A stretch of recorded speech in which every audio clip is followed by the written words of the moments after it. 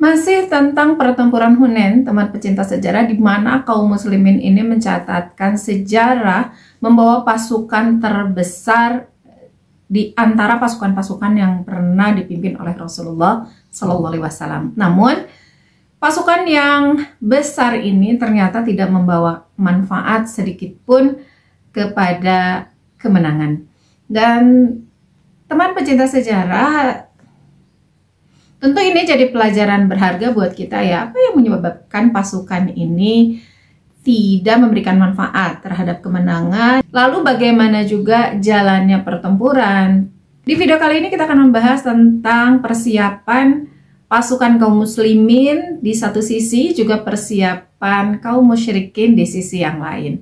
Dari sini pasti kita akan banyak mengambil hikmah untuk kehidupan kita kali ini, dan kita bisa mengulik sejarah, mengulik manfaat dari sejarah. Apa sih yang menyebabkan pasukan yang sangat banyak ini ternyata sama sekali tidak memberi manfaat kemenangan bagi Islam?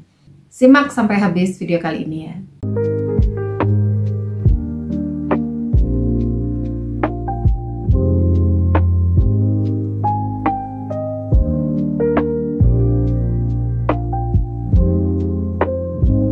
Assalamualaikum warahmatullahi wabarakatuh, teman pecinta sejarah. Apa kabarnya hari ini? Mudah-mudahan dalam keadaan sehat dan selalu dalam lindungan Allah Subhanahu wa Ta'ala. Bertemu lagi dengan saya Anissa Misani di program Baca Sejarah, masih di serial kronologi sejarah tahun 630 Masehi bertepatan dengan tahun 8 hingga 9 Hijriah. Seperti biasa, saya bacakan dulu apa saja peristiwa-peristiwa penting yang terjadi di tahun ini, baik dari dunia Islam maupun dari luar dunia Islam. Ada 4 peristiwa dari dunia Islam, diawali dengan Fatu Mekah yang sudah selesai kita bahas. Peristiwa yang kedua yaitu Ghazwah Hunain, di mana kaum muslimin bisa mengalahkan kaum Hawazin dan kaum Thaqif. Yang ketiga adalah Ghazwah Taif, dan terakhir adalah kematian putra Rasulullah SAW yang sangat dicintai, yaitu Ibrahim.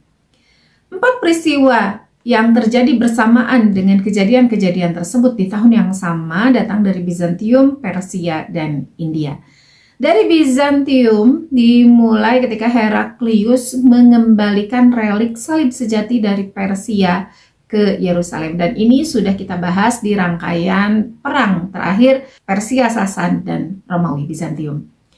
Yang kedua, imbas dari kemenangan tersebut di kota Yerusalem, Heraklius menerbitkan sebuah dekrit yang menyatakan bahwa semua kaum Yahudi yang pada saat itu ada di bawah kekuasaannya untuk masuk Kristen, agama yang dianut oleh Heraklius. Peristiwa yang ketiga datang dari Persia, pergantian kekuasaan, dilantiknya Boran atau Puran sebagai Ratu Persia. Dan terakhir juga pergantian kekuasaan terjadi di India, di mana Mahendrawarman I digantikan oleh penerusnya, Narasimhawarman I. Dan teman pecinta sejarah, inilah kronologi sejarah tahun 630 Masehi bertepatan dengan tahun 8 Hijriah tentang Perang Hunain selengkapnya. Supaya masih ingat dengan rangkaian kisahnya ya, terakhir kita sudah membahas tentang persiapan pasukan baik dari musyrikin maupun kaum muslimin. Dan kaum muslimin itu terakhir ada 2 peristiwa tentang dikirimnya mata-mata, yaitu Abdullah bin Abi Hadrat radhiyallahu anhu, juga tentang peminjaman senjata, penyewaan ya, yang dilakukan oleh Rasulullah SAW untuk kepentingan pertempuran Hunain ini kepada orang yang belum masuk Islam, yaitu Sofwan bin Umayyah dan Naufal bin Haris. Kita akan lanjutkan bagaimana persiapan yang terjadi di kalangan tentara kaum muslimin. Setelah pasukan kaum muslimin selesai diatur dengan sebaik-baiknya oleh Nabi SAW, pada tanggal 6 Syawal tahun ke-8 Hijrah, berangkatlah beliau bersama pasukan Islam dari kota Mekah menuju Hunain, tempat pertahanan pihak musuh. Kenapa Rasulullah SAW tahu bahwa pasukan kaum muslimin itu ada di Hunain? Tentu ini adalah hasil dari spionase yang dilakukan oleh Abdullah bin Hadrat radhiyallahu anhu. Ketika meninggalkan Mekah, ketika bertolak dari Mekah ya, Rasulullah SAW sudah meninggalkan pemimpin yang memang diserahi tugas sebagai pengganti Rasulullah SAW di Madinah. pengganti Rasulullah di Madinah, maksudnya ya, untuk menjadi pemimpin di Makkah. Dan pemimpin baru ini tidak terkait sama sekali dengan kepemimpinan Quraisy di masa jahiliyah. Jadi bukan anaknya, bukan saudaranya gitu ya, hanya ini adalah seorang anak muda yang memang bakat kepemimpinannya itu sudah terlihat oleh Rasulullah SAW. Anak muda ini bernama Attab bin Asid radhiyallahu anhu. Ini bisa dikatakan ini adalah gubernurnya yang dipilih oleh Rasulullah SAW untuk memimpin kota Makkah dan sekitarnya.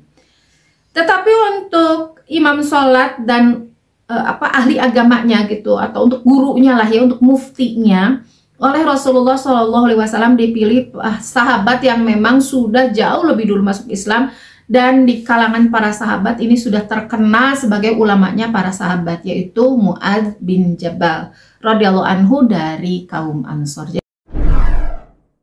Dari pasukan kaum muslimin berangkat ada pasukan yang berkuda, kavaleri, juga tentu ada pasukan yang berjalan kaki, infanteri. Yang terakhir adalah yang pasukan unta, bawa perbekalan, karena unta itu kan dia terbiasa membawa beban yang sangat banyak ya. Dan perbekalan persenjataan juga ini yang dibawa cukup lengkap. Jadi bukan hanya pasukan yang banyak mencapai 12.000 dan tercatat sebagai pasukan terbanyak yang pernah dibawa oleh Rasulullah SAW, ternyata persenjataannya pun ini adalah persenjataan yang paling lengkap di antara persenjataan pasukan di luar Hunain. Tiap-tiap kabilah berjalan dengan benderanya masing-masing. Dan masing-masing rombongan terlihat merasa bangga dan gembira. Kenapa? Karena mereka merasa bahwa ini jumlah yang sangat luar biasa, ini jumlah yang sangat banyak. Sehingga mereka merasa wah, bangga banget gitu. Ya kebayang ya, kita ada di barisan, kalau jangankan perang gitu ya, kita misalnya ikut parade 17-an nih.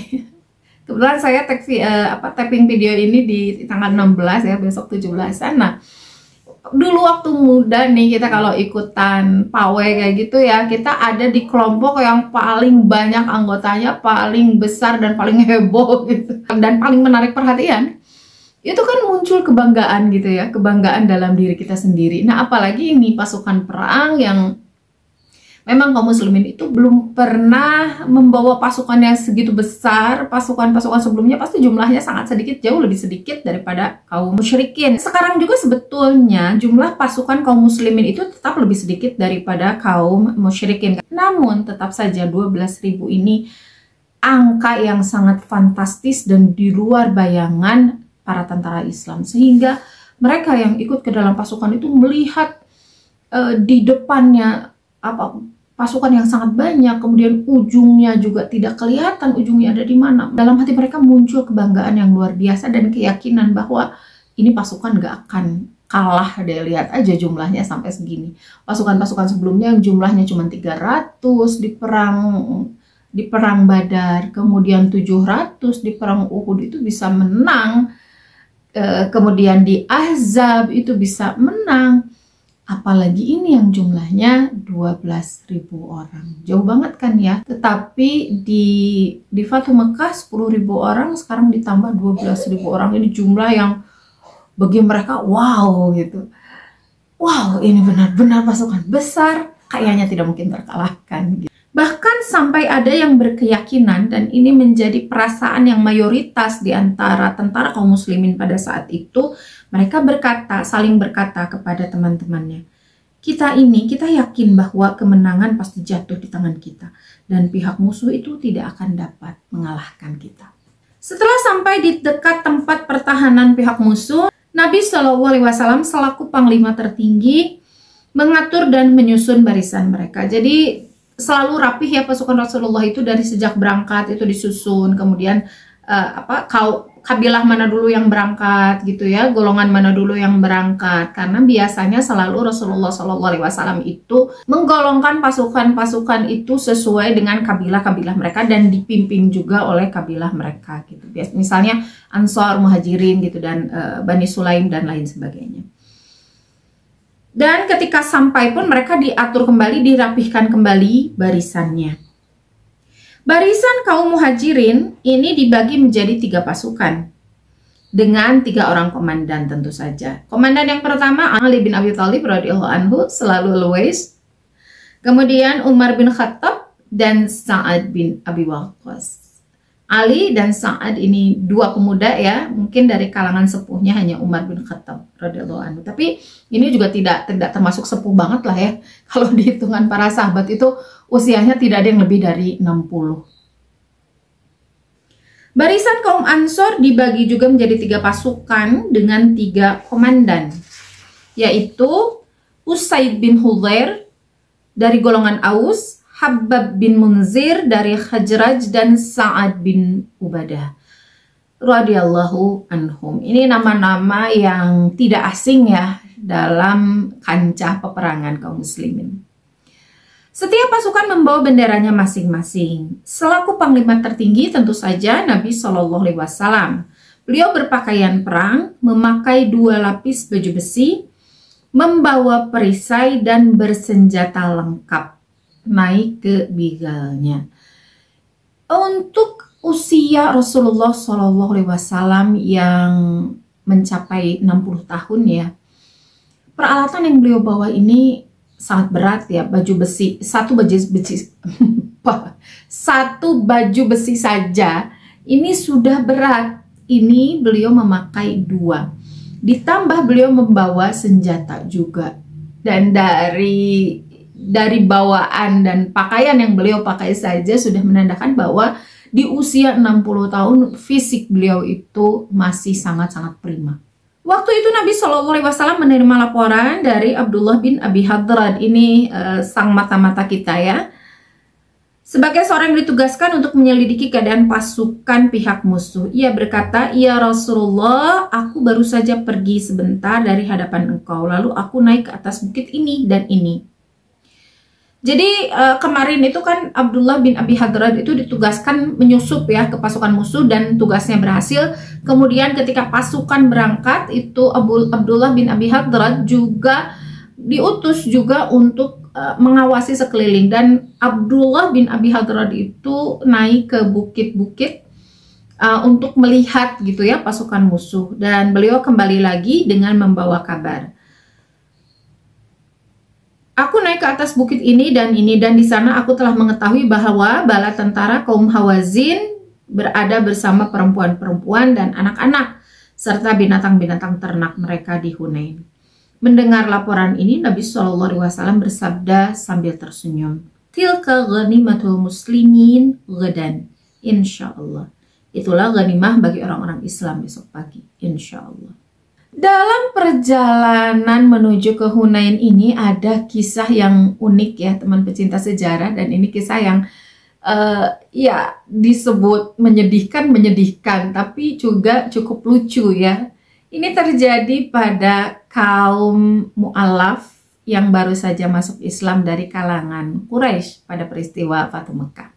Ketika pasukan kaum muslimin yang baru masuk Islam ini sampai atau melewati satu buah pohon bidara, mereka meminta kepada Rasulullah Shallallahu Alaihi Wasallam. Mereka mengatakan, "Ya Rasulullah, jadikanlah oleh engkau pohon bidara ini untuk kami tempat menggantungkan nasib, sebagaimana untuk mereka ada tempat untuk menggantungkan nasib."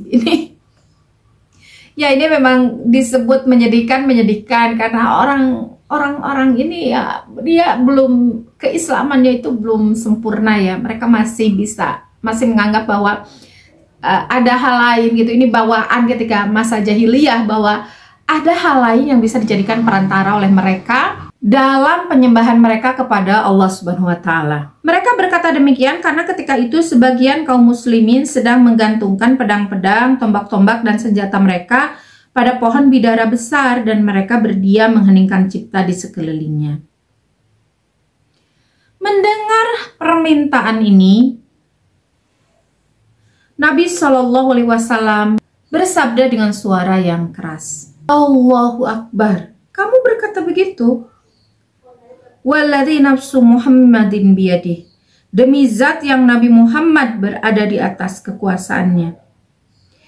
Kama qala qaumu Musa li Musa, perkataanmu itu sebagaimana perkataan kaum Nabi Musa kepada Nabi Musa. Ij'al lana ilahan kama lahum alihah. Buatkanlah untuk kami satu Tuhan sebagaimana untuk mereka beberapa Tuhan. Qala, berkata Musa, innakum qaumun tajhalun. Sesungguhnya kamu itu orang-orang yang bodoh. Innahas sunan. Sesungguhnya itu adalah suatu jalan kehidupan. Latar kabunna sunan. Sungguh kalian pasti mengikuti jalan-jalan man kana qablahum, orang-orang sebelum kalian. Sabda Nabi SAW mengenai perkataan kaum Nabi Musa kepada Nabi Musa itu menurut apa yang telah dinyatakan oleh Allah dengan wahyunya yang telah diturunkan kepada beliau sebelum terjadi peristiwa tersebut. Wahyu itu sekarang tersebut dalam Al-Quran surah Al-A'raf ayat 138. Masya Allah ya, nasihat Rasulullah SAW kepada orang-orang ini, kepada para mu'alaf ini. Beliau ini memang di satu sisi ya, kalau kita ya sebagai manusia normal, maksudnya manusia zaman sekarang lah, pasti ketika mendengar para mu'alaf ini mengatakan hal seperti itu udah kesel. Orang-orang Quraisy ini kalian baru masuk Islam gitu. Kalau kita kan pasti komen kayak gitu, kalian baru masuk Islam, masa sekarang udah minta kayak berhala lagi gitu, perantara lagi untuk kita kepada Tuhan, kan sudah diajarkan bla bla bla bla gitu ya. Kita pasti ngasih nasihat panjang sekaligus kemarahan, tetapi Rasulullah SAW juga sama, memang beliau itu sampai keluar takbir ya. Tetapi kita lihat bagaimana Rasulullah SAW memberi nasihat kepada para sahabat, dan ini salah satu yang bisa kita ambil ya, bagaimana cara Rasulullah SAW mengajar para sahabat, memberi pendidikan, memberi tarbiyah kepada para sahabat, memberi ilmu.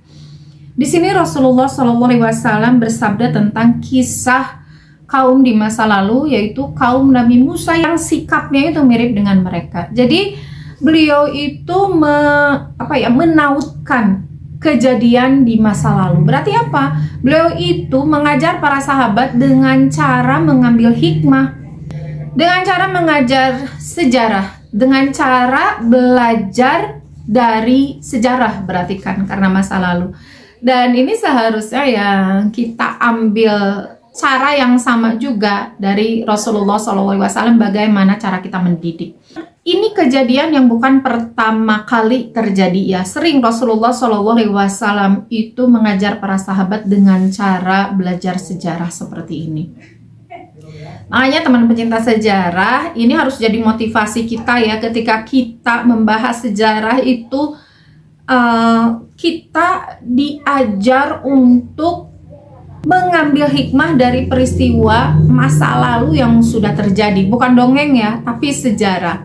Bahwa kalau melakukan hal ini ujungnya bakal begini, kalau melakukan hal itu ujungnya bakal begitu gitu.